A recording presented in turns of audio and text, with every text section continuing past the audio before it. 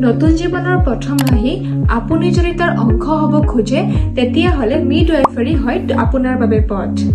Nurse midwife বা midwifery nurse হৈছে মাতৃ আৰু শিশুৰ যত্নৰ বিশেষজ্ঞ। প্ৰেগনেঞ্চি, চাইল্ড বাৰ্থ আৰু পষ্টপাৰ্টাম কেয়াৰ এই সকলোবোৰতে এছেঞ্চিয়েল হয় মিডৱাইফ।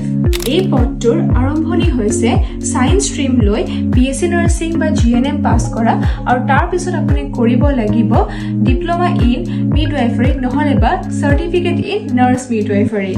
মিডৱাইফাৰী হিচাপে আপুনি কাম কৰিব পাৰে গভৰ্ণমেণ্ট হস্পিটেল, PHC, প্ৰাইভেট ক্লিনিকছ আৰু কিছুমান হোম বাৰ্থছত। আৰু ইয়াৰে প্ৰথম যিবোৰ আপোনাৰ চেলাৰী হৈছে প্ৰতি মাহে 25,000 পৰা 45,000 টকা। আৰু যদি আপোনাৰ বেছি এক্সপিৰিয়েঞ্চ আছে আপুনি বহুত বেছিও পাব পাৰে। ইয়াত গ্লেমাৰ নাই, কিন্তু বহুত মানৱতা আছে।